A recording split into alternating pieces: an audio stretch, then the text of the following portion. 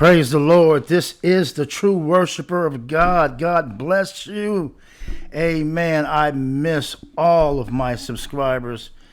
Hallelujah. I thank all of you who have been hanging with me in the comments.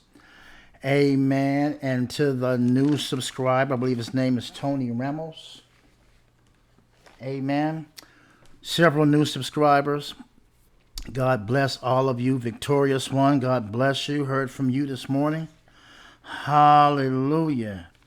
Amen. Well, you've seen the title. You've seen the title. Satan trembles. Hallelujah. At the sound of prayer.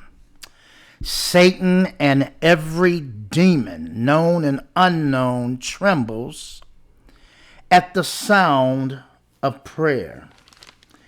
Amen. We're doing a lot of preaching. We're doing a lot of teaching. Nothing wrong with that. But one of the weapons of our warfare is prayer. And we're not praying like we should. Matter of fact, Jesus commanded us to pray always. And I believe what's going on while we don't pray as much as we should, and also when we pray, we've heard our pastors, those who have pastors, who are still going to the buildings called churches, we've heard our pastors say that I prayed and I'm still waiting on God. I'm waiting for God to move. That is so wrong to say. And it's more wrong for us who are listening to believe that waiting on God to answer prayer is what we should do. Well, the Bible tells us differently, and we're going to get into that. Amen. Hey, I love you, and I always will give you the unadulterated truth from the Word of God. These will never be my own words, but only the words of Jesus. Amen. So let's get to it. I'll be reading from the New Living Translation, but before I start in my text, I want to share this with you. The true worshiper doesn't ask for money. I don't even know what a what's up ad is, okay? I am old-fashioned. I believe in the landline phone. That's how old-fashioned I am.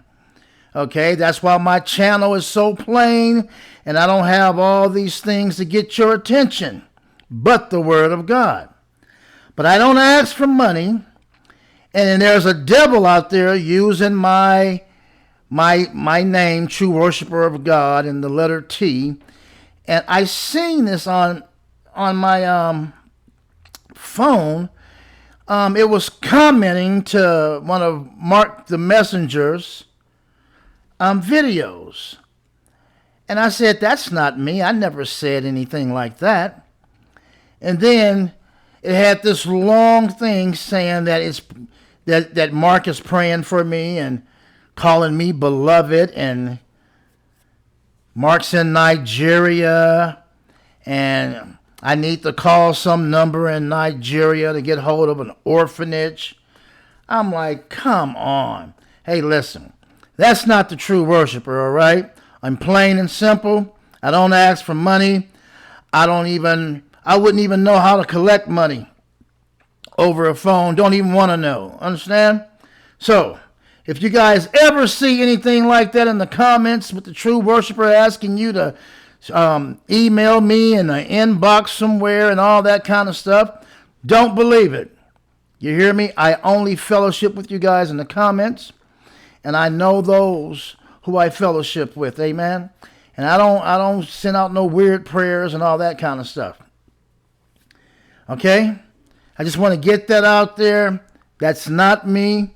You guys know more about how this thing goes. Mark the Messenger knows someone's always doing something and he has to block them and all that stuff. So, hey, listen, let's get right into it. What I want to talk about is Satan trembles at the sound of prayer. Amen. And Satan knows that all whom he can lead to neglect prayer will be overcome by his attacks. This is why we are attacked and defeated, because we don't have a prayer life like we should. I'm going to get into this. I'm going to share something with you, and you're going to be getting the victory. Have you ever noticed that when we pray for people, they don't get healed? Huh? Some of us lay hands on people and they still stay sick. Well, the devil has a lot to do with this, and so does our faith. Okay? That's why things can't happen. Also, what hinders your prayers is unconfessed sin. If you're still walking in the flesh, amen, and you're not walking by the Spirit, you're wasting your time. God's not answering your prayers. He tells us that our sins separate us from him. He can't even hear us. Okay? So one thing you need to do, lay aside the anger and the hate and all that stuff that we do. Do not operate. Do not pay attention. Do not operate in your sinful nature. Don't pay attention to the flesh telling you to do something. Because then when it's time for you to pray and defeat the devil, you get defeated. Instead of defeating the devil, you're defeated. Okay? So Satan knows that all who he can lead to neglect prayer will be overcome, overwhelmed by his attacks. Okay? Satan knows that, Satan deceives us into believing that we don't feel our prayers are being heard. Satan will deceive you into believing that your prayers are not being heard. How does he do that? Because whatever you're asking for, you don't see it. You don't see it. But the Bible never told you that. We're going to get into the scriptures, but I just want to expose the devil. I want to expose Satan and his tricks that he plays on your mind. Okay? Now, Satan also knows that it's not your will or desire to pray, but he wants you to believe that it is. You're like, what? Wait a minute, it is my desire and my will to pray sometimes. It's my desire and my will to pray all the time. Wrong! No, it's not. The devil has made you believe that it's your will and your desire to pray. But it's not. We, you, us, we are commanded to pray.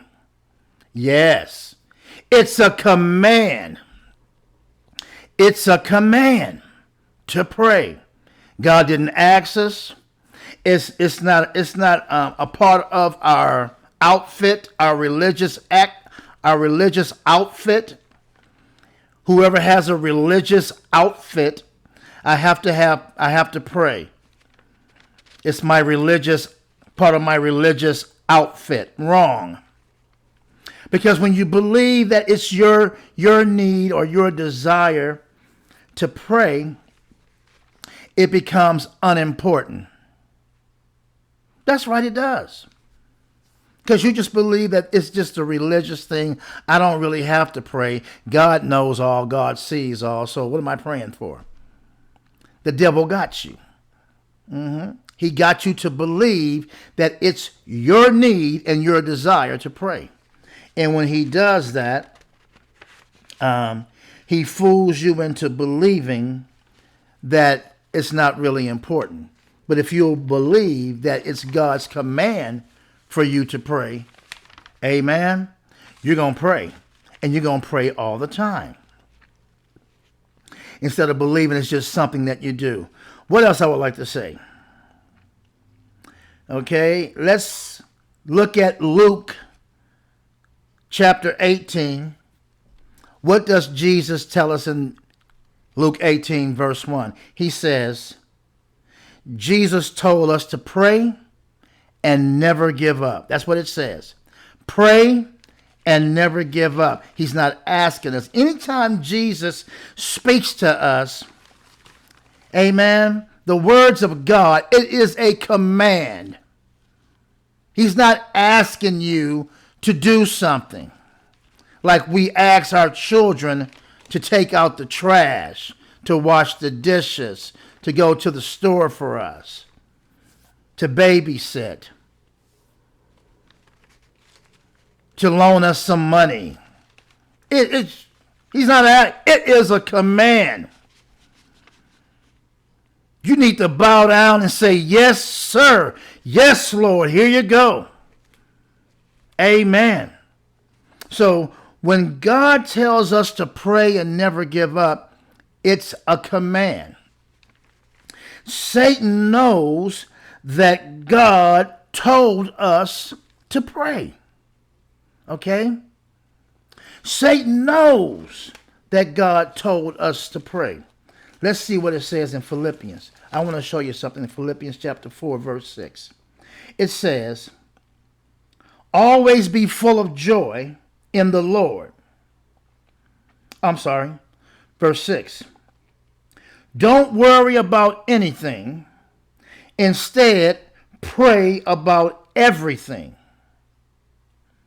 Don't worry about anything. Pray about everything. This is how the devil gets us. We worry about everything, and then we just pray a little bit. We're commanded not to worry about anything.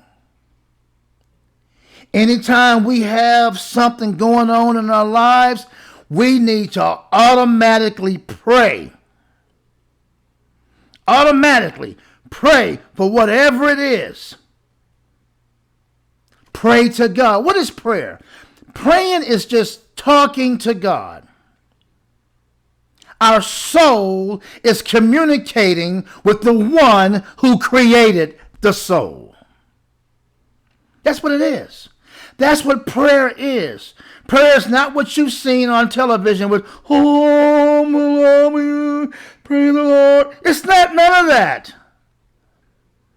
Prayer is not meditation. Prayer is talking to your Father. See, God is spirit. So we have to worship and communicate with God with our spiritual mind. We got to be spiritual minded. When we're talking to God, we got to worship and communicate with God in spirit and in truth. You understand? Come on. Verse 6, don't worry about anything. Instead, pray about everything. Okay. Watch how they describe prayer. Tell God what you need. Tell God what you need. Watch this. And thank Him for all He has done. Then you will experience God's peace, which exceeds anything we can understand.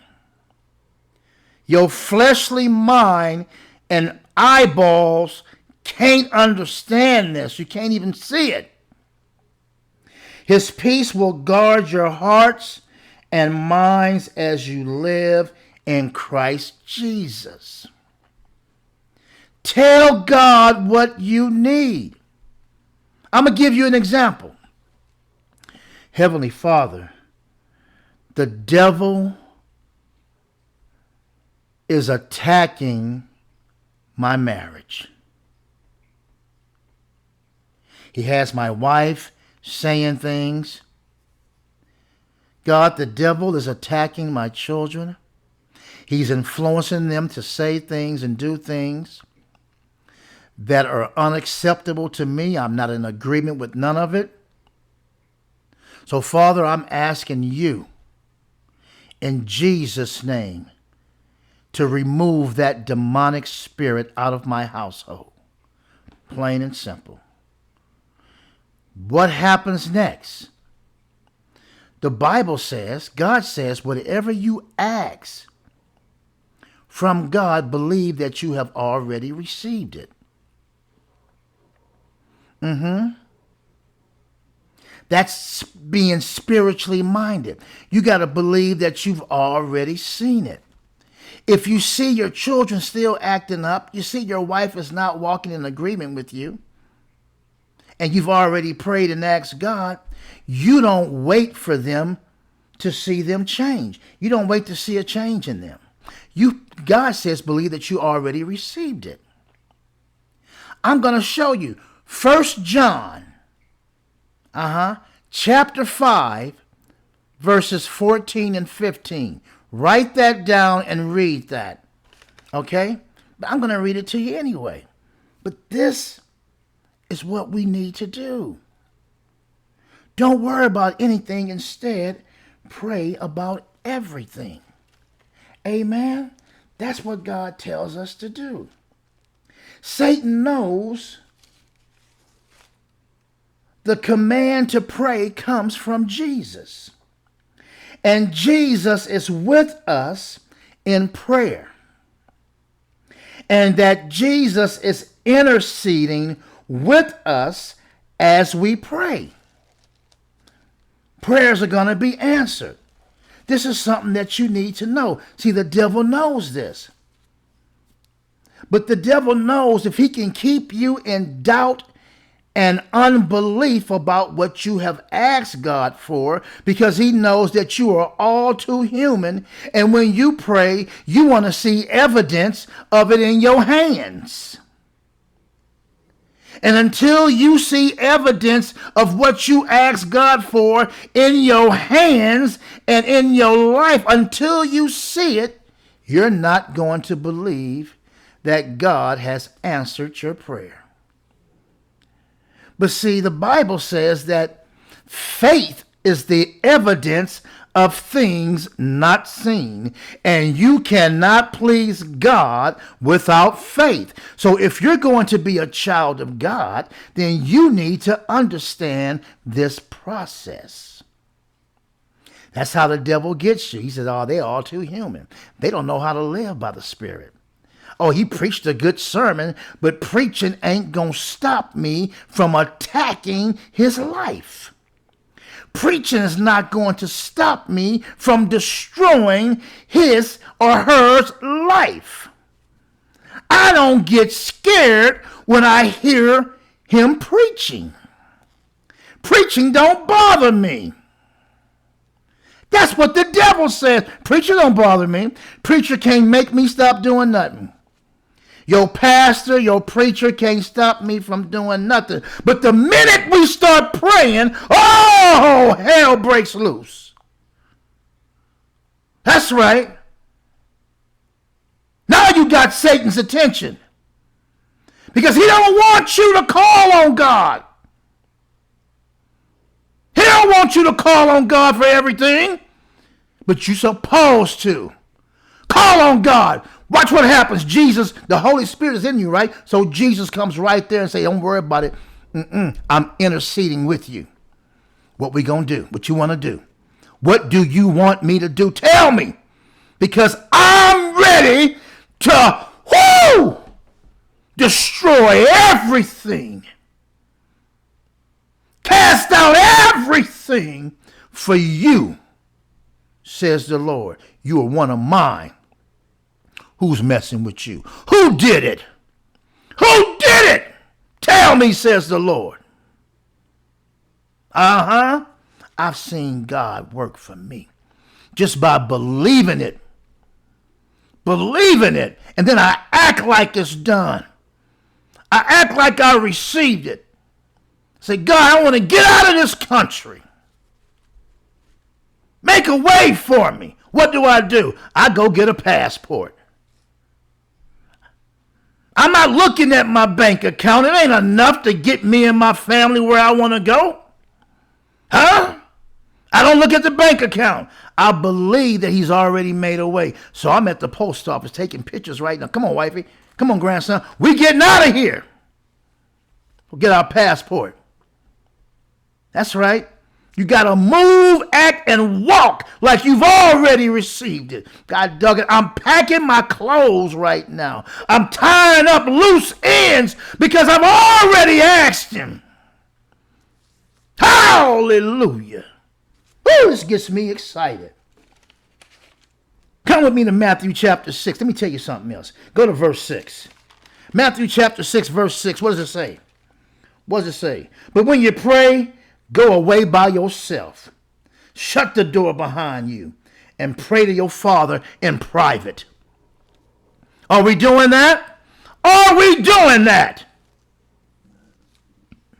Then your Father who sees everything will reward you. When you pray, don't babble on and on as the Gentiles do. They think their prayers are answered merely by repeating their words again and again. Don't be like them, for your Father knows exactly what you need even before you ask him. Now to the little smart believer out there, I already know. Let me check you first. Well, if God already knows what I need before I ask, why do I have to pray? Once again, it's a command. It's called a relationship with you and your Father. He's watching you. He's saying, I want to see if my son sees what's going on. And if my son or daughter sees what's going on, they need to come to me. So we go to him and we ask him, Lord. And we pray and ask him. And then he says, I already know what you have need of. I already put it in your house. It's already in your hand. It's already in your bank account. It's already in your car. It's already in your closet. It's already been taken care of. I already knew. Thank God you're obedient. You're one of mine because you came and asked me. You didn't seek a medium. You didn't go seek astrology. You didn't seek your pastor. You didn't. Oh, come on. You came to him. Amen. Woo. Y'all got me excited. I just love, I love these subscribers, my family of God. Let's get to the power of prayer. Come with me to James chapter 5. I'm not going to be before you long. Because y'all know the true worshiper. I be having some long videos. Chapter 5. Come with me to verse 13. Are you ready? Are any of you suffering hardships? You should pray. Don't know how to pray? I just told you. Talk to your Father. God, they're laying me off on the job. Go in your closet. Amen. Go sit in your car. Close the door. Just you and the Father. They're laying me off on my job. Lord, things are real hard. Lord, I'm sick. I can't afford a doctor. I do want to live. I don't want to be sick.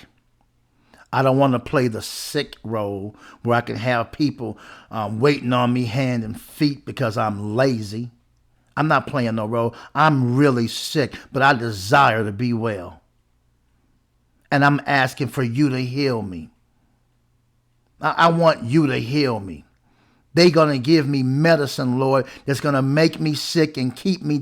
I don't want to depend on no pill. Can you please, in Jesus' name, heal me? And you need to believe that. You need to believe that. I'm not telling you to stop taking your medicine. I'm telling you, you need to believe that. You need to believe that. Amen. Are any of you suffering hardships? You should pray. Are any of you happy? You should sing praises. Not go roll a joint or a blunt and turn up because you're happy. Not go to the casino and party and get naked and dress half naked because you happy. What does it say? You should sing praises to God. Are any of you sick? You should call for the elders of the church to come and pray over you, anointing you with oil in the name of the Lord. Look at all of this that I just described. This is called a prayer. Such a prayer offered in faith will heal the sick, because the one that's praying is already believing that you have been made well. They already believe that. And you should already believe it too. That's why when Jesus would pray over somebody and touch them and say, now stand up. Your faith has made you well. Because they believed it. The woman that was issuing blood, she said, if I can just touch the hem of her garment, I'll be healed. She had already believed it. Come on. Such a prayer offered in faith will heal the sick, and the Lord will make you well. You see that? And if you have committed any sins, you will be forgiven. All of that wrapped up. What else? Confess your sins to each other and pray for each other so that you may be healed. That's right. The person that's laying hands, that's praying for you, and the person that's receiving the prayer, y'all need to confess y'all faults to one another. You know what I mean? Hey, I've been slacking in prayer. Yeah, I have too. But you know what? Not today. Amen. God forgive me. And then you say, God forgive me too, right? And you confess your sins to each other and pray for each other. The sick praying for the well, and the well is praying for the sick. And the Bible says, for each other so that you may be healed. The earnest prayer of a righteous person has great power and produces wonderful results. An earnest prayer. That's a person that prays with belief. A person that prays all the time. Jesus says praise and never, a person that prays and never gives up. Amen. Oh, let's go to another verse. What does Colossians chapter 4 verse 2 say? Colossians chapter 4 verse 2 says, devote yourselves to prayer with an alert mind, a sober mind. Amen. And a thankful heart. Be sober-minded. Don't come to God praying with your mind all confused and in a panic. Oh, I got so much on my mind, I don't know what to pray for. No, come to God, amen, with your mind alert. It's not distracted about anything. Your mind is alert. It's not distracted about nothing. It's alert. And your heart is thankful. Hallelujah. Hallelujah. 1 Thessalonians chapter 5, verse 17. What does it say? Always be joyful. Never stop praying. Be thankful in all circumstances, for this is God's will for you who belong to Christ Jesus. If you belong to Christ Jesus, never stop praying. We have pushed prayer to the side and we do a whole lot of preaching, and we say a quick thing like, Father God, we thank you for letting us be here today. Now bless the listener and bless the preacher. In Jesus' name we pray, amen. What is that?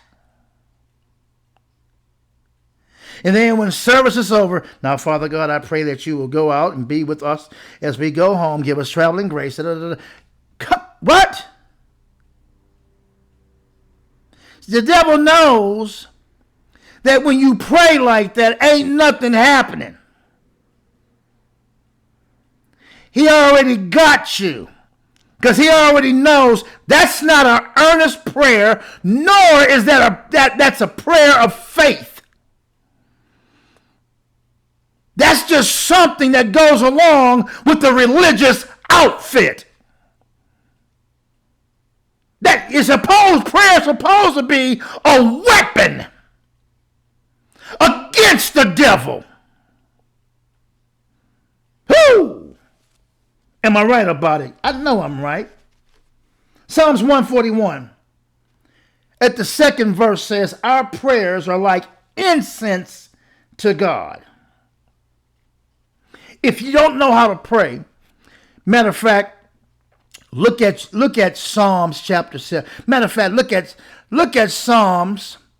Read Psalms 1 all the way to Psalms 20. Now this is David praying. But I'm going to say praying, but this is David talking to God as though God is standing right next to him. That's how you need to be talking to your Father. The word talking, we have substituted the word prayer. Talking to God with the word praying to God. Okay?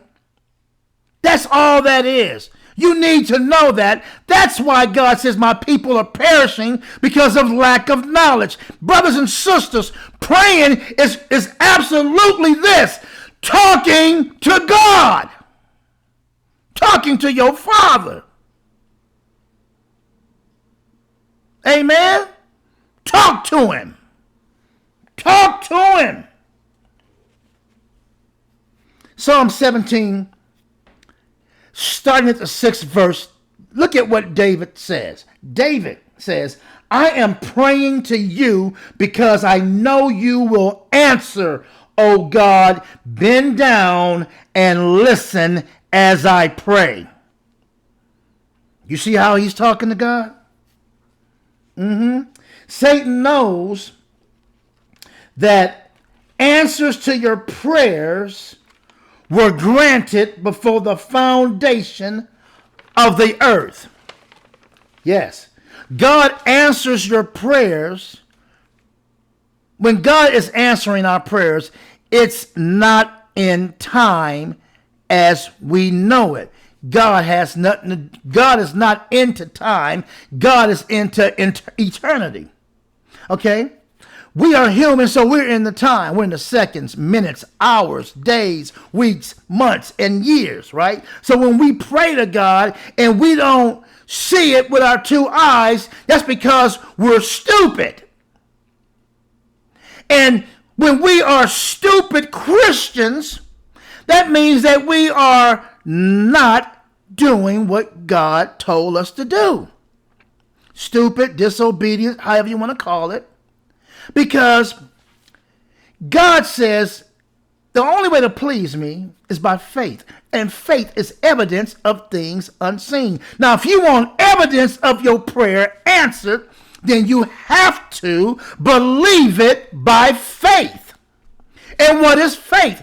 Evidence that is not seen. What is the evidence? My prayer to God.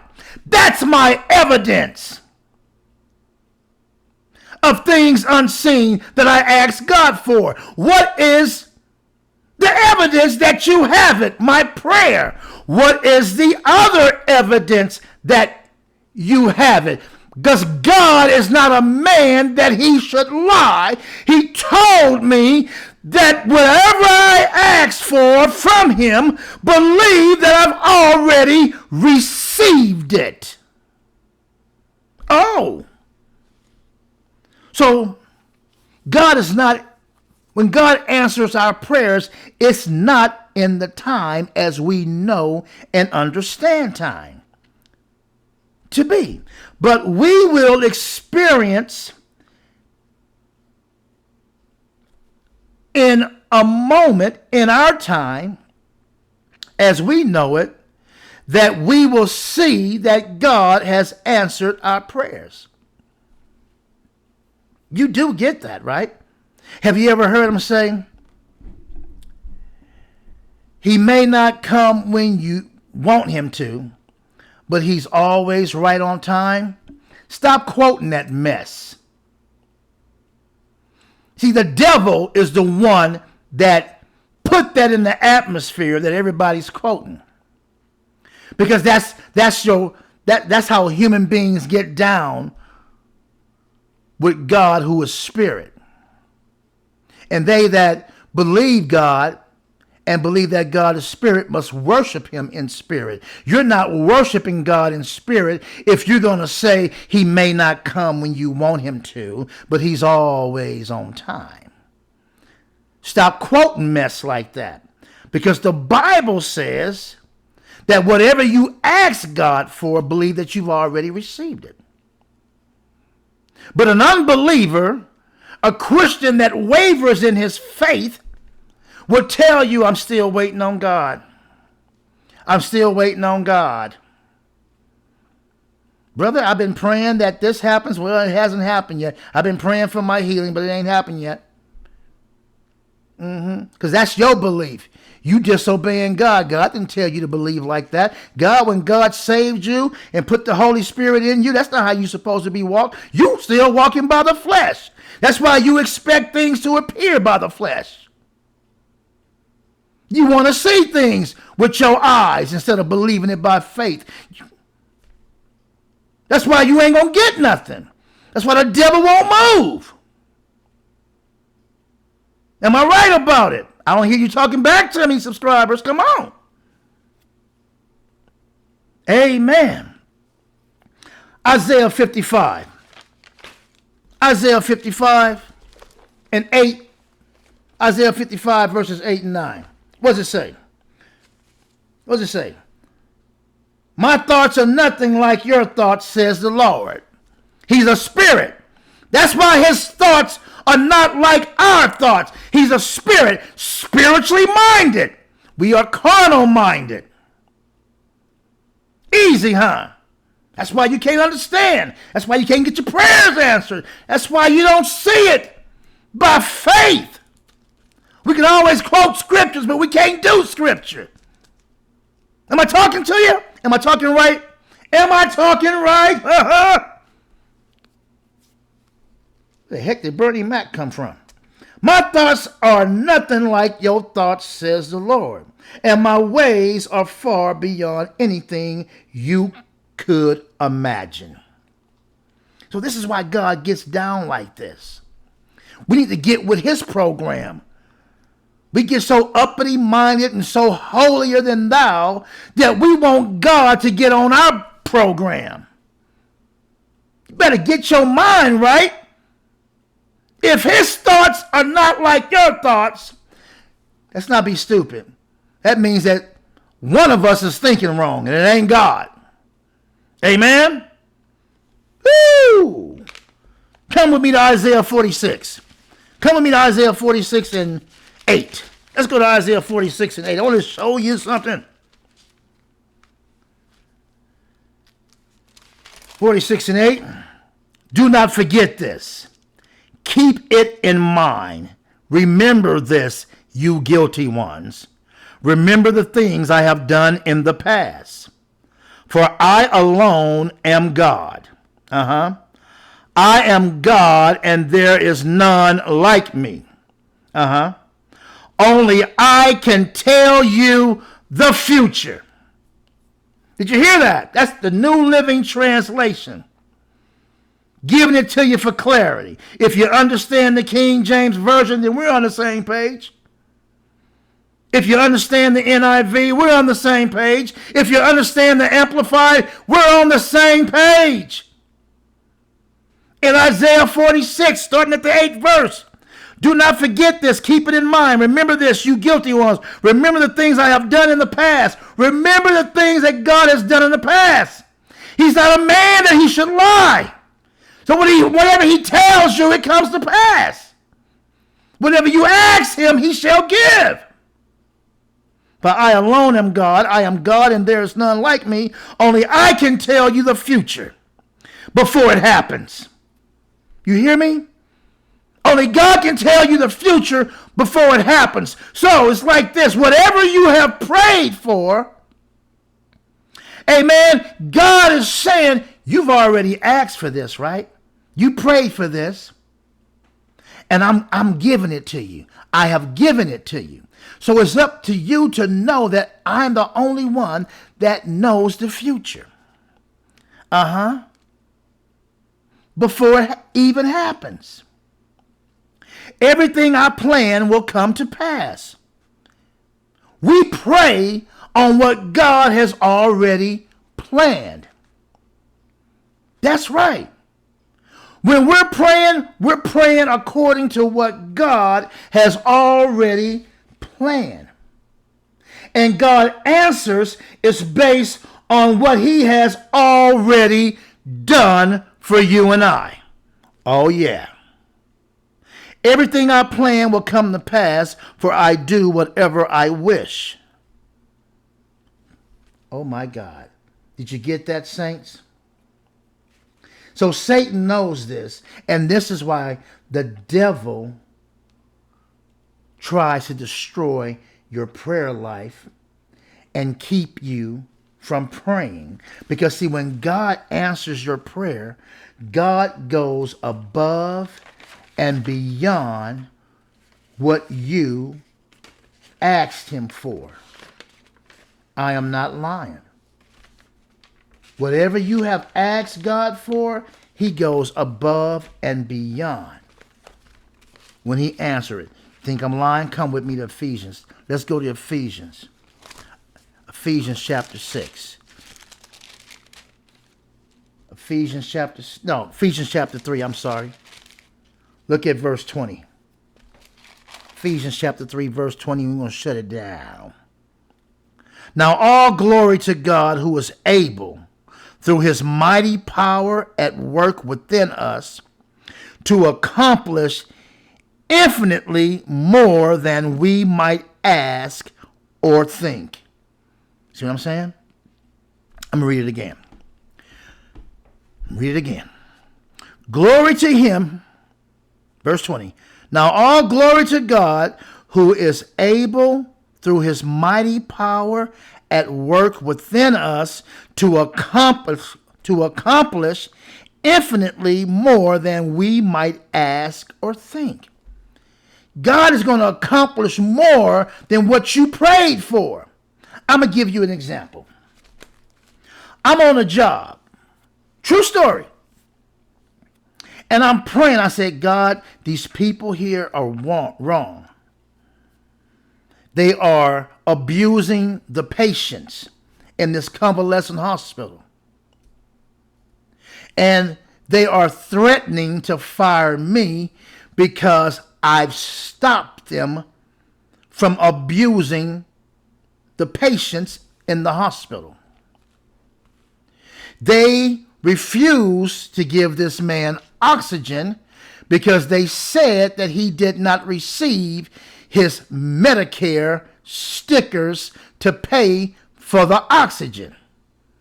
And I told them, sue me, fire me, do what you gonna do, but I'm gonna give him oxygen, and if anybody stands in my way, I'm gonna put the paws on you. That's right, I was 23 years old, working as a medical assistant. And when I seen that, I stood up. Guess what God did for me? God gave me a promotion. Amen. Had me challenge the board for my RN license and shut that convalescent hospital down. Fired everybody, but promoted me. That's right. Because I prayed for one thing, and God went above and beyond what I could ever imagine and ask for. Hallelujah. 23 years old. Fresh out of the Marine Corps. Woo! God is good. Now, the last verse I want to share with you is 1 John chapter 5. What does the 14th verse say? And we are confident that he hears us whenever we ask for anything that pleases him. And since we know he hears us when we make our requests, we also know that he will give us what we've asked for. Ain't that a blessing? I just want to share with my brothers and sisters. We need to start praying, and we need to start praying like prayer warriors. And don't forget that when we pray, Jesus is interceding with us. We ain't praying by ourselves. We are praying prayers that please God. We ain't asking God for a Rolls Royce. We ain't asking God for a 6-bedroom mansion and it's only 2 people. A 12-bedroom mansion and it's only just 2 people. We ain't doing stuff stupid like that. We ain't asking God to let us win the lottery. No. Come on, somebody. We're praying for our brothers and sisters who are homeless, who are poor. Amen. We're asking God to save. We're asking God to heal. Amen. We're asking God to destroy the works of Satan in our families, in our marriage, amen, on our jobs. And when we ask him, we ain't waiting to see any results. We already received that, so we're going to act like it. We're going to act like it. I don't care if that clown's still acting stupid. You can say, you can act stupid all you want, clown. It's already done. You can act stupid all you can have weeping and gnashing of teeth. You can keep on cussing all you want to, Lucifer. It's already done. My God has heard my cry. Amen. Woo! In Jesus' name.